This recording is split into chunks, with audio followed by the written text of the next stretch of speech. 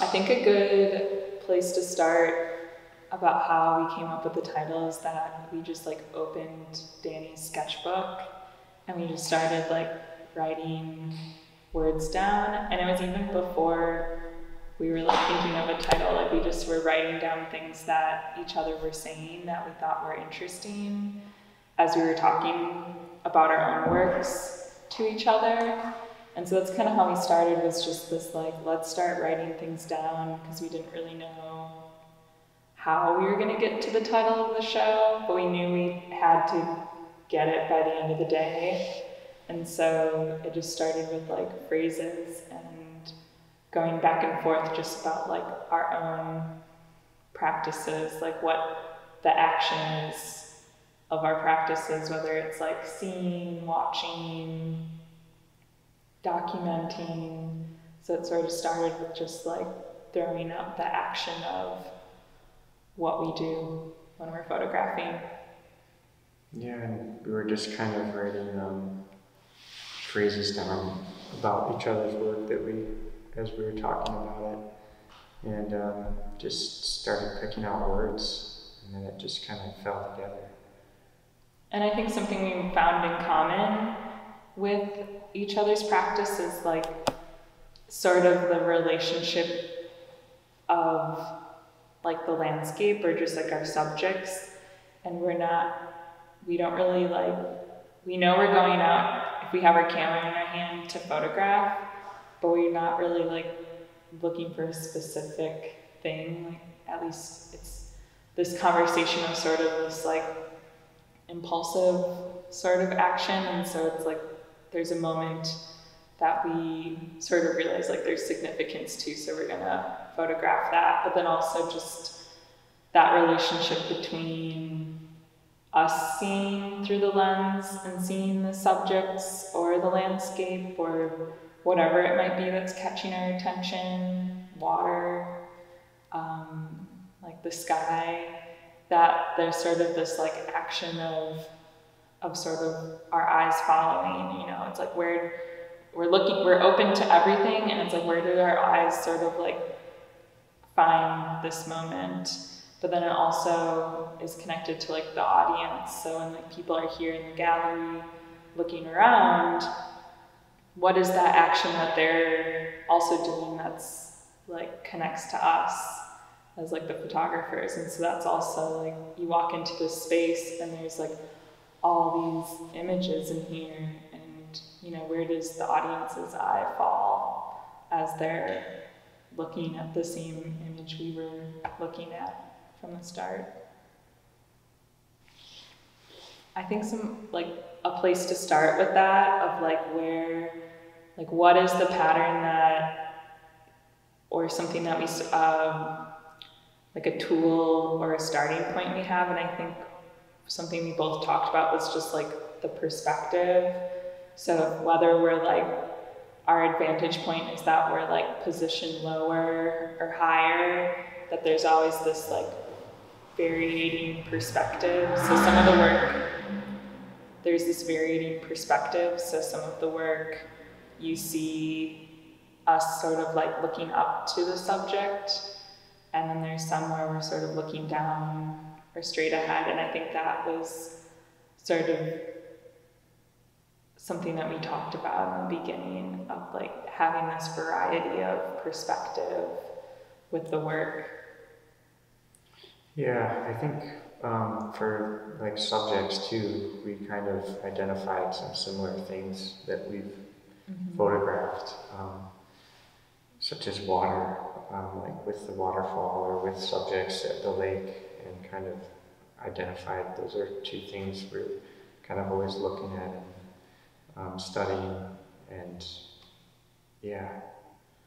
In mountains or like hills, there's a lot of work that you'll see where we're both photographing, you know, some sort of like landscape or terrain where you're sort of more pulled back and you see like the different layers of the mountains or the sky from the like foreground to background. So I think there's something where I think the both of us really understand like interesting like points of perspective or the layering of landscape, I think you really start to see. And I think mine, it's more of like, it's more evident of like the figures within the landscape and the layering and distance between myself, the people, and the landscape. And I think like Danny's marks and sort of like the expressive gestures on the images have that same sort of function as well. Like there's sort of this like activation of the landscape.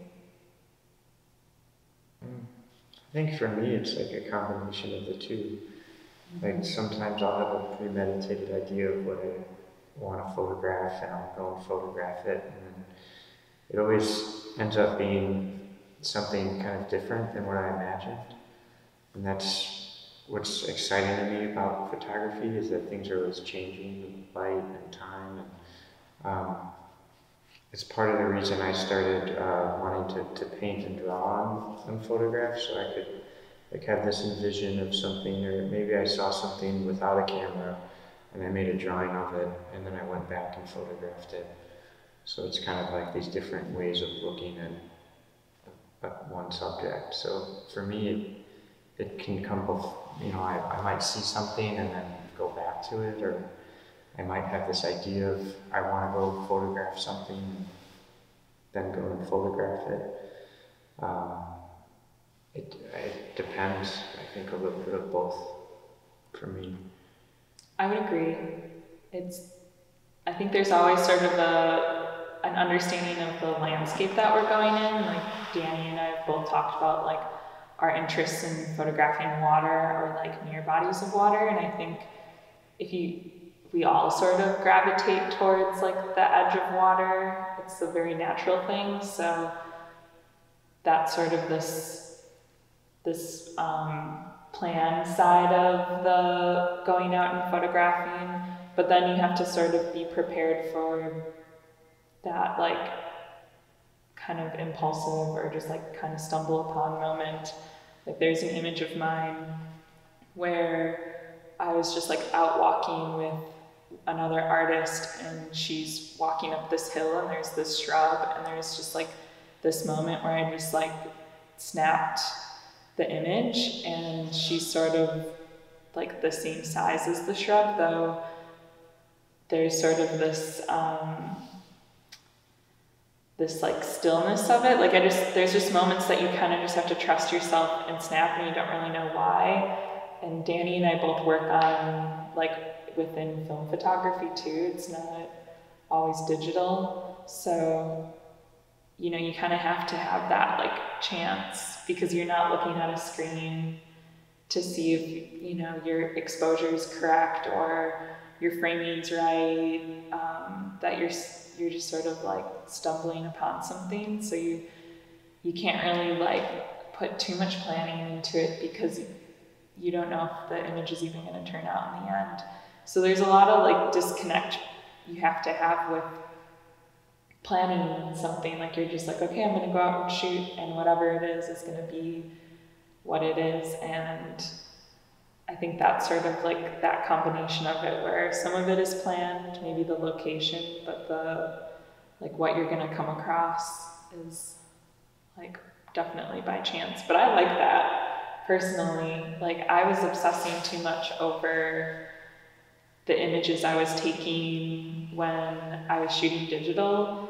And at that point then, I was like not photographing, because I was just like stopping myself from taking any images, because I was like, oh, the lighting's not right, or this or that. And I was missing those, just like those moments, because I just was like not allowing myself to like relax and just like be there in the moment. And a lot of the work, I think, you can tell if it's like premeditated, kind of planned work, and others where it's just like a real natural gesture that's being caught by the camera. Yeah, for me it's sometimes a lot of like personal relationship to the subject that I'm photographing, or how I'm perceiving or seeing it. less than other human beings there. Like, for example, the river image, I was thinking of like ways to connect and kind of feel that water by painting, touching it. That was kind of more a revealing way of how I was, I guess, looking at it, perceiving that moment. So for me, like, it's like the human touch is there, but it's more like my personal touch than. But in some of these, there are some figures interacting with the landscape that aren't me. So yeah. But I think that was what was interesting, was like when we were looking through the work, like I was like, oh, like we should have a few where Danny has like a figure or like hands within the image, because then it sort of created that like questioning of like, wait, is this Maeve's or is this Danny's? Like we were very open to the idea that like there could be this sort of unknowing of like whose work is what, which I think can like, some artists might not be okay with that, but I think that's part of when we're working together, we wanted to see the connections between each other's works. And so for me, like there is such a large presence of people within the image, because I'm similar to Danny, like wanting to connect my subjects with like that moment in time, and we happen to be outside a lot because a lot of the people in these images are other artists, so we're like out walking, we're out talking about their work. And for me, the tool of the camera is sort of this like documenting of a conversation. So I'll be like photographing the subject while they're talking, so you see a lot of like hand gestures and sort of like the moments in the middle of, whether they're laying on the beach or changing on the beach or drinking a beer on the beach. Like there's these, I'm interested in sort of like how they're inhabiting the space, and then that personal side is like I'm getting to know them on a different level, and instead of it just being like a very posed image, it's me sort of like having a really nice connection with them. And some of the stories that like the people in the images told me are like stories I'll never forget. Like it's like this really nice moment, because I think there's this, when you do have a camera in your hand, there's this like level of significance in the moment, because like you are documenting this time, but it's really only the photographer that like understands the significance of it. So for me, I try to like keep that memory alive in the titles of all the works, whether it's like the location or about the conversation I had at that time. I think for me, like that, I kind of always see that or think about the abstraction as the picture itself is an abstraction from, what's in front of you. So I'm constantly thinking about how things are getting abstracted within the camera and how I can further abstract them or not as much. So for me, I, especially with like painting and working on the surface of things, I'm always thinking about how much I want to abstract or not abstract. I think like for me, the abstraction comes, at least with this body of work, like there's definitely other, within my art practice as a whole, I have other approaches of how I abstract images, but that's through like a whole different processes of like post-production of the images. But for these, like the abstraction really comes within that moment of the focus of the camera. So there's a lot, when I'm shooting on the 35mm camera, like I'm going very quick, and I try to get certain things in focus, but sometimes it's just like the person moves so that they're out of focus, and then I'm not really aware of it at that moment. But then when I go into just like, I develop the film and I'm looking at my contact sheets, and I notice like actually like the composition of this is really interesting and I like the colors. So even though it's out of focus and it's a little bit like that image is abstracted from what like a perfect image would be, I like find that really interesting. So I like kind of accept that moment and kind of push it further. And then there's times where like my perspective of where I am and then the subject is sort of can play with space a little bit. So specifically like the layering of, there's one called like Combing Through the Forest, and it's like there's a woman facing sort of this like mountainscape, and just the layering of her, and just like where she is and how far the landscape goes above her head, and just like there's sort of like an abstraction of space because the mountain looks really, really small in the image, but when you're walking up it, it's like an hour walk to the top. So you don't really like see how much space is between her and this mountain. It just looks like a small hill. So there's sort of this abstraction of the landscape in a way for a lot of those images. But I think that's where like we abstract things in such like different ways, but then there's also like a lot of like common points that we sort of like will paint over, like Danny will paint over things, and it might just be like emulsion left on like the film strip or developer, and it's just, I just leave it. And I think like the process of photography itself sometimes can be chance-based. Like we're talking about going, having an idea about photographing something, and then it turns out to be, something else when we actually get and photograph it. So I think there's just kind of this natural chance built into, the system, because there's things always changing, light and time around you. So yeah, but I definitely try and utilize chance as a tool in my work.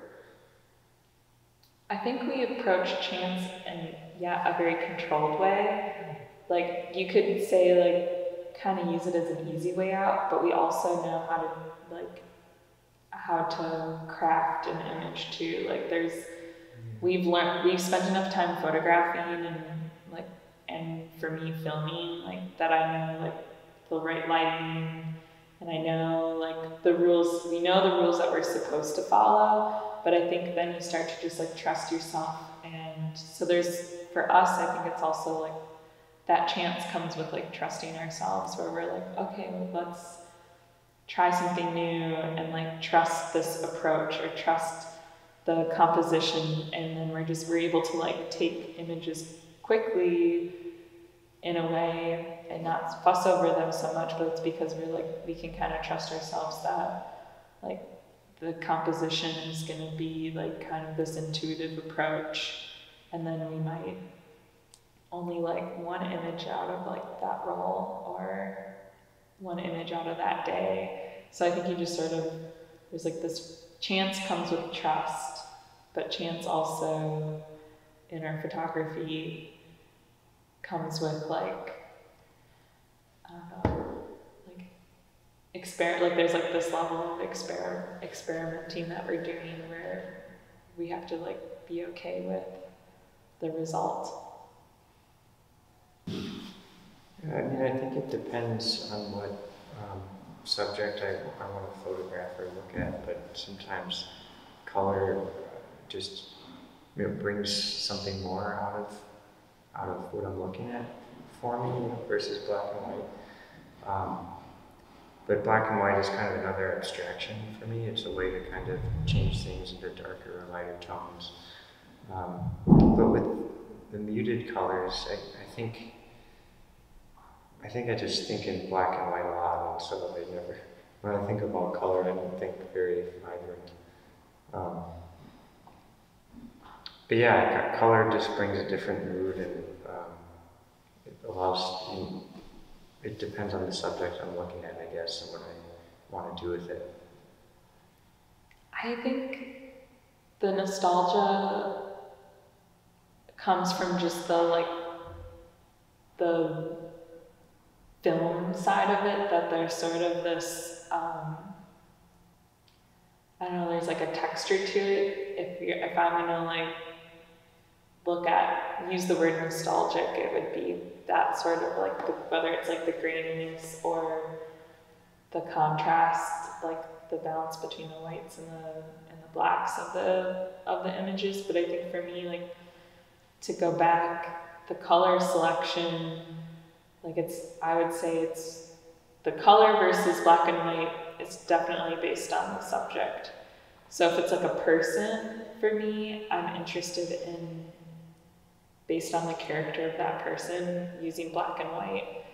And then if it's more about the landscape, or if I'm by water, I tend to use color film more, because I want those blues and those reflections of the water, or the sun-kissed skin. So when I do go out and film and photograph by the water, I usually am have a roll of black and white and a roll of color, and I sort of will go back and forth. And in the past, I've actually just had two separate cameras, and one is black and white and one is color film, so that I can kind of have that ability to kind of capture that, whether it's a classic moment or sort of more experimental. So it might be and when I say experimental, it'd be the expired film, because I'm this whole all these images might not even turn out, they might just be a blob. So I think it's sort of really on that moment of okay, what are the colors that I'm capturing? And I think there's a lot of the people. I'm just looking around, but I think they kind of, I'm very specific of who I photograph too. There's this classic look to some of the people, and I don't even know what I mean by classic, but just there's something that sort of reminds me, whether it's their how they dress, or how they pull their hair back. There's certain moments that I'm interested in capturing in that more tonal way, the black and white, and then other times where maybe it's we're all having fun and having drinks at the beach, then maybe I'm using more of the color tones.